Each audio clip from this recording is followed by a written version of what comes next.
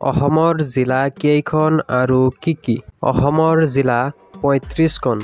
সেইসমূহ হ'ল বাক্সা, বজালী, বৰপেটা, বিশ্বনাথ, বঙাইগাঁও, কাছাৰ, চৰাইদেউ, চিৰাং, দৰং, ধেমাজি, ধুবুৰী, ডিব্ৰুগড়,